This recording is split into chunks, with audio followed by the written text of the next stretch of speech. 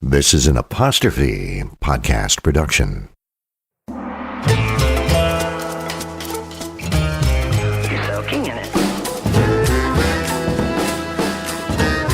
Scores of it in an instant. Your teeth look whiter than no.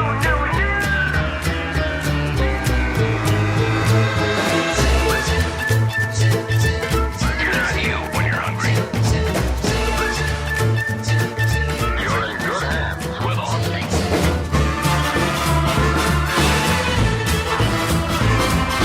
You're under the influence with Terry O'Reilly.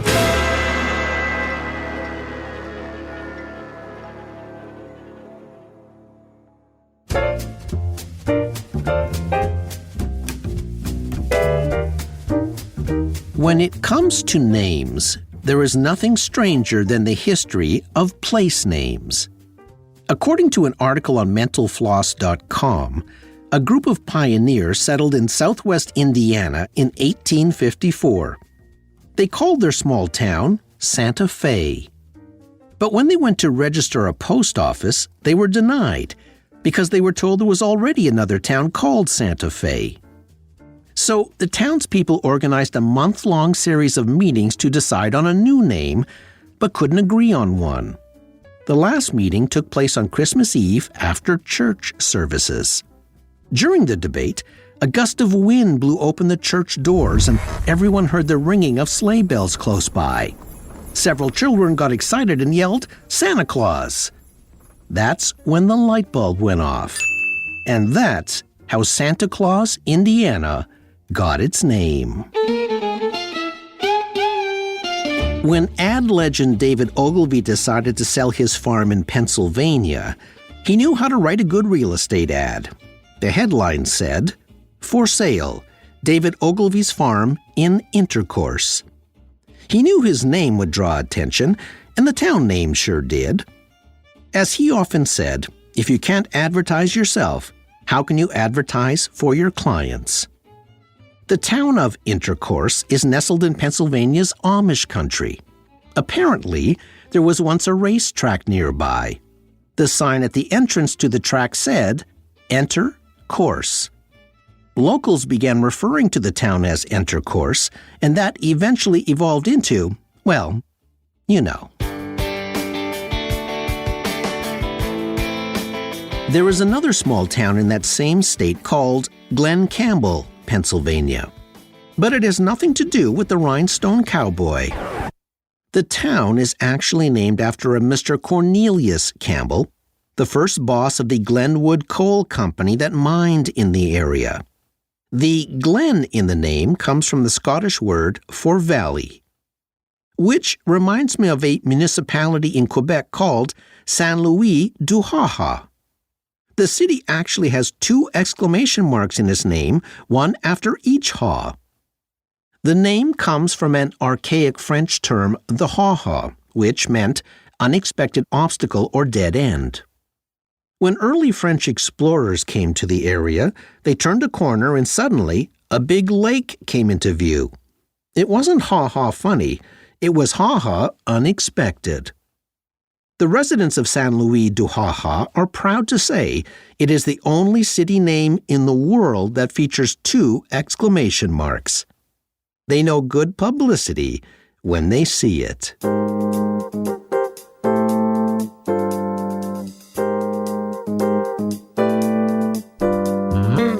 There are also many towns around the world that give companies big publicity. While there are a lot of companies named after their founders, there are many towns named after companies. And the stories behind those towns, cities, and villages are surprising. There are even places in the Arctic named after beer companies. They're not ha-ha funny, but they sure are ha-ha unexpected. You're under the influence.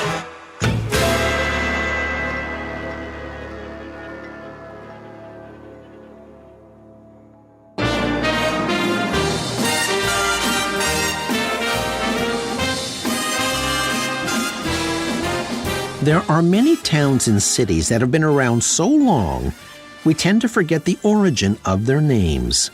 And some of those places were either created or anchored or funded by major companies. Take Times Square in New York. While not a town, Times Square is one of the most recognized landmarks in the world and is the #1 tourist attraction in the U.S., drawing 50 million people every year. Many people don't realize Times Square was named after a company. Back in the late 1880s, the triangular area wedged between West 47th and 45th Street was then called Longacre Square. It was a horse exchange and consisted of a large open space surrounded by drab apartment houses. But soon it began to change. First, electricity transformed the square. Bright theater marquees and streetlights lit up the area, making it safer and more inviting. Second, the construction of New York's first rapid transit system gave New Yorkers unprecedented mobility in the city. The arrival of public transit got the attention of shrewd real estate investors who knew the increased foot traffic in the area would generate profits. Over 5 million passengers passed through the Longacre station. One of those shrewd businessmen was Adolph S. Oakes, owner of the New York Times newspaper. He wanted to build a skyscraper for his company and saw an opportunity to give it a highly visible location. The Times Tower opened its doors in Longacre Square in January of 1905, which was the second tallest building in the Big Apple at the time. The mayor of New York was so enthralled by the skyscraper, he drafted a resolution and renamed the area Times Square in honor of the New York Times. Soon, hotels, major restaurants, popular bars, and theaters moved into Times Square. Oakes wanted to celebrate his new building and staged a big, bright ball illuminated by 100 incandescent bulbs to slowly drop down its flagpole on New Year's Eve to welcome in the year 1908. That celebration would become a huge event that is still watched around the world and attracts over 1 million partygoers to Times Square every year.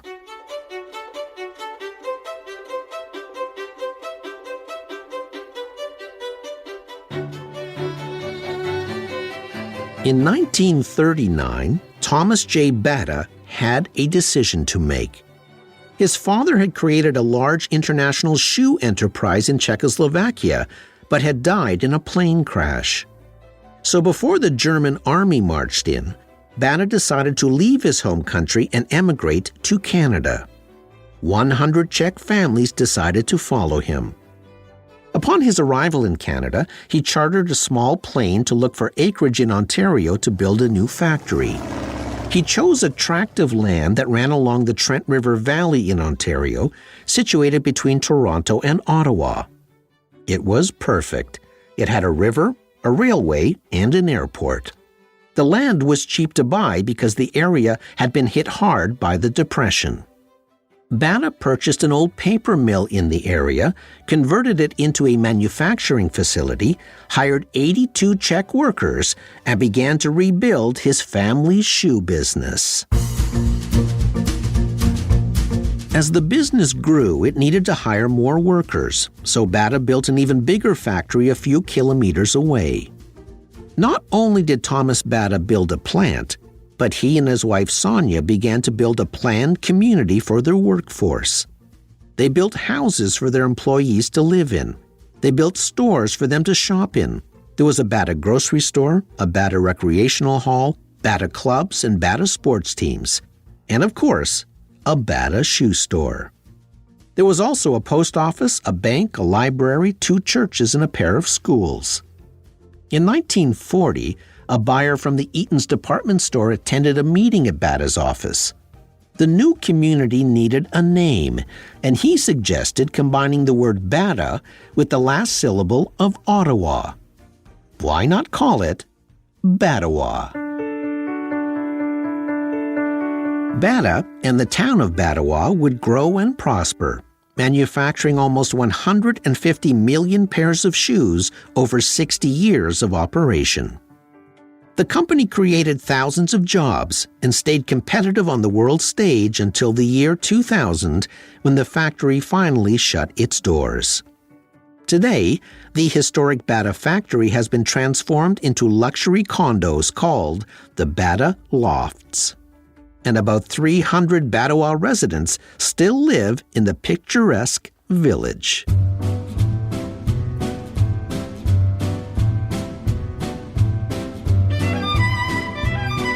When Milton S. Hershey was 15 years old, his aunt got him a job with a candy merchant. It was 1872, and young Mr. Hershey was ambitious. He would eventually go off to work for confectioners in cities like Philadelphia, Chicago, and New York. Along the way, he learned how to make caramels from fresh milk. He worked his way back to Lancaster, Pennsylvania, and opened the Lancaster Caramel Company. He sold his sweets in bulk and shipped them across the country. He made a good living. Then, one day, while attending the 1893 World's Columbian Exposition in Chicago, he saw something that would change his life. What young Milton Hershey witnessed that day was a demonstration of German chocolate making.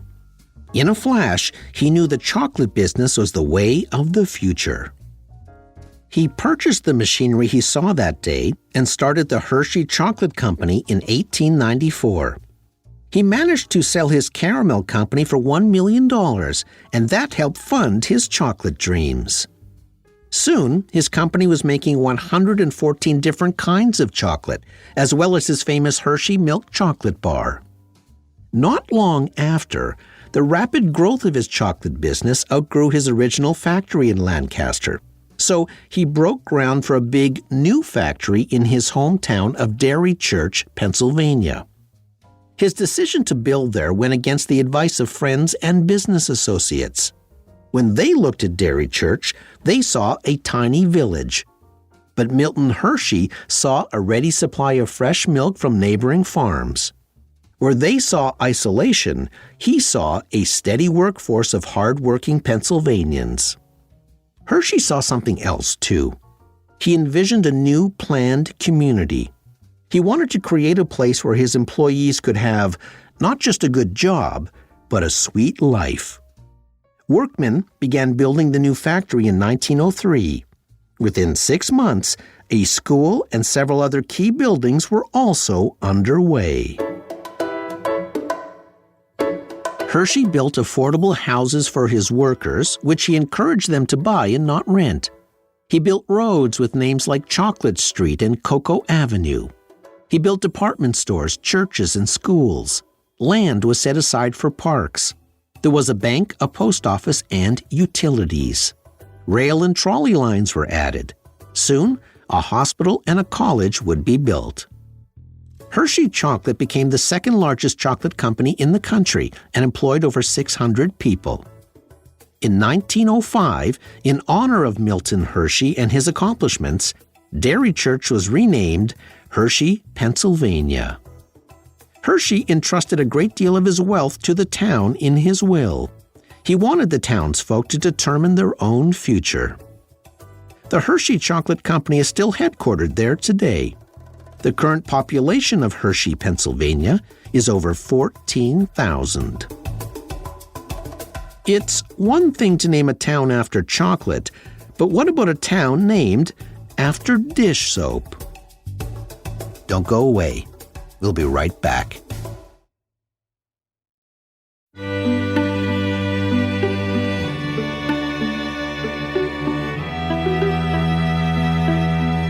William Hesketh Lever was born in the northwest of England in 1851.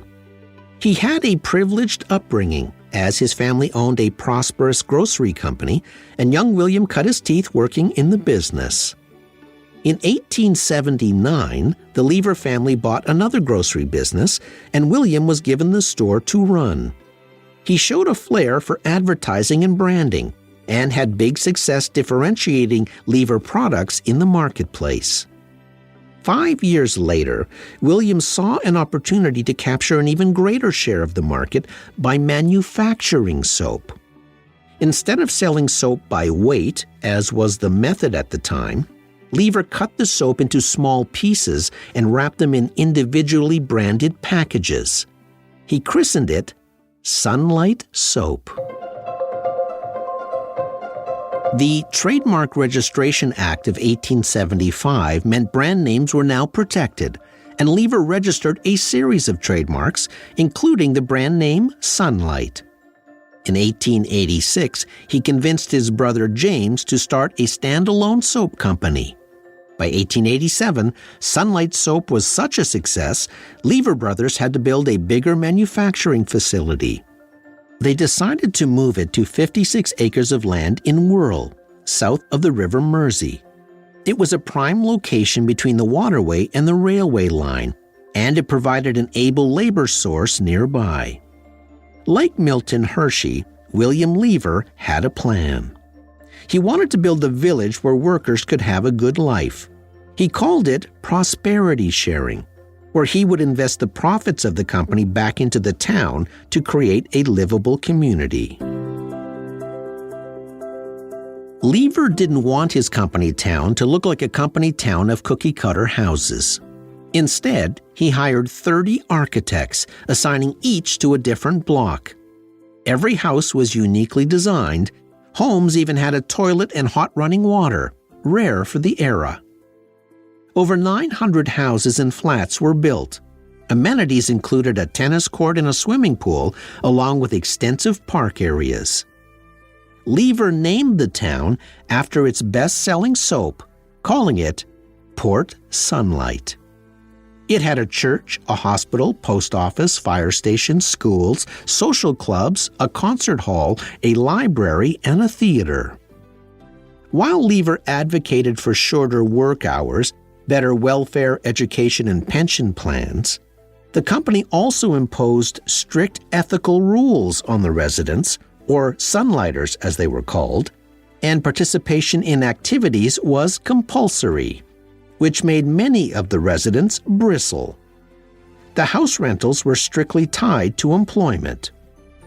The population of Port Sunlight grew to 3,500 by 1914, and the plant was producing about 5,000 tons of soap per week. Some music history was made in the village, as Ringo Starr made his first official appearance with the Beatles at a Port Sunlight Horticultural Society dance in August of 1962. Today, Port Sunlight is still largely unchanged in its beautiful parkland setting, and many of the 19th century buildings are designated historically significant. And Lever Brothers, now a global corporation called Unilever, still operates in the village, still employs about 1,800 people, and still makes liquid soaps and detergents there.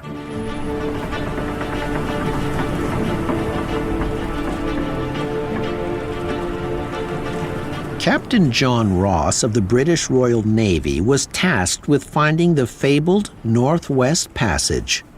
He commanded a ship in 1818 and set out to find that passage through the Arctic. While sailing through Lancaster Sound near Baffin Island, he suddenly ordered the ship to turn around halfway, convinced he saw a mountain range blocking the way up ahead. But it wasn't a mountain. It was a trick of Arctic light. When he arrived back in England, word got out that he had been fooled by a mirage, and he was shamed for the expensive debacle. Desperate to go back, the disgraced captain was denied another Royal Navy ship, so he turned to private businessmen to fund another voyage.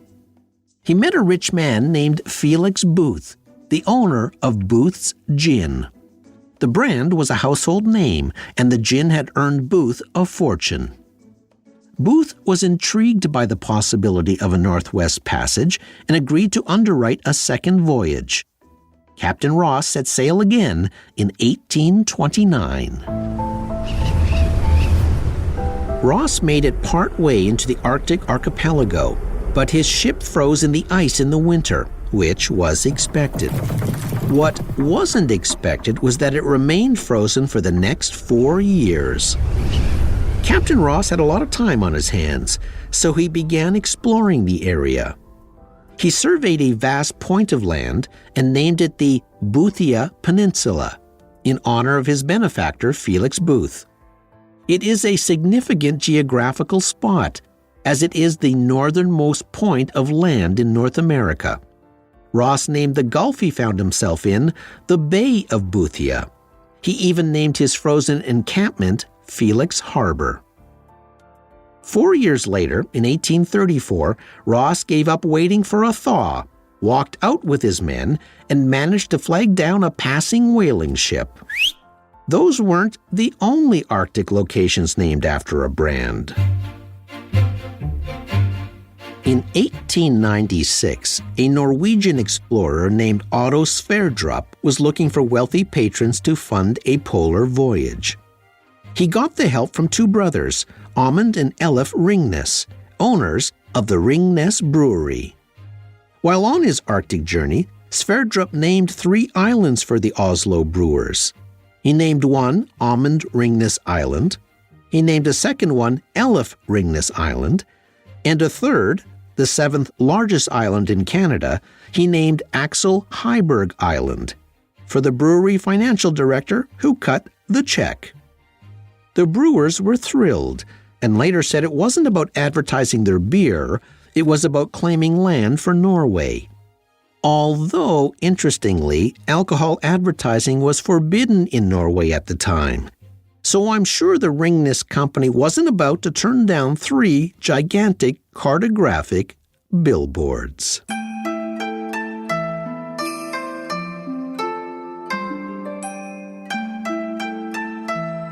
In the mid-1930s, Koromo, Japan, was struggling.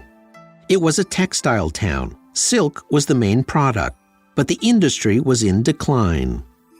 Meanwhile, a man named Kichiro Toyota spelled with a D, had an idea.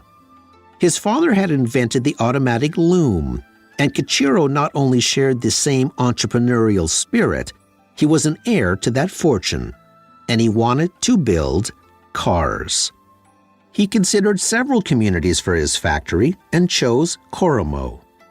The land was cheap, transit was nearby, and there was an available workforce there. Plus, the mayor of Koromo welcomed the auto factory with open arms. So in 1937, the Toyota, with a T, automotive industry opened its doors. The factory was huge, 495,000 square meters or 5.2 million square feet, with enough room for 5,000 workers. After the war, Toyota was on track to become one of the major automotive manufacturers in the world. Then, in 1959, to reflect the importance of the car maker to the fortunes of the city, the town of Koromo changed its name to Toyota City. That decision was controversial at the time. It was welcomed by the mayor and the Chamber of Commerce, but opposed by the local people who wanted to respect the original historical name. But Toyota was such a powerful economic force, it stuck. Toyota funded municipal projects like schools and hospitals. It sponsored museums. It created divisions for real estate, tourism, and insurance. Today, 80% of the city's 420,000 population owe their livelihoods to Toyota. Head office is still in Toyota City. There are 15 Toyota-owned offices, training centers, and manufacturing plants there. In the last 20 years, Toyota has encouraged its employees to commute to work via train. Toyota even added a shuttle between Toyota City's 2 train stations to make it even more convenient. Apparently, when people drove to work, they were often late. The problem? Traffic jams, caused by too many cars.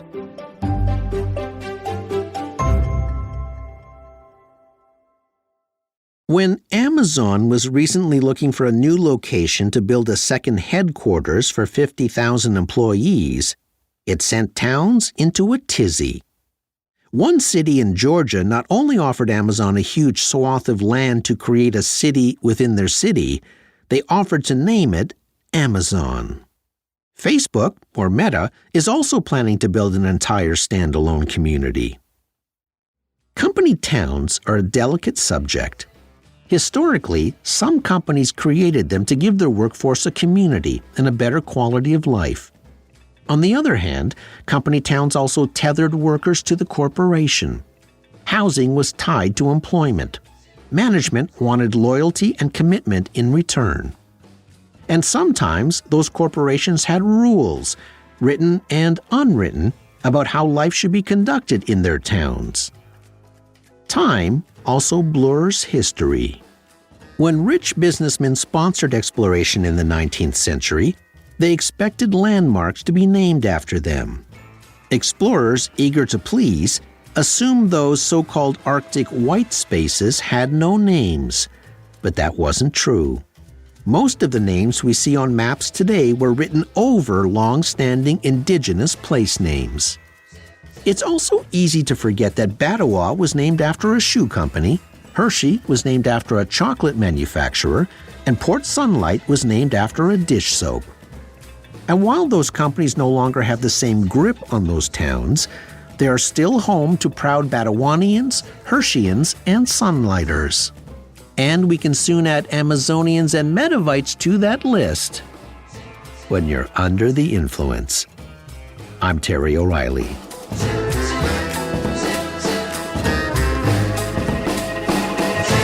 This episode was recorded in the Terrestream Mobile Recording Studio.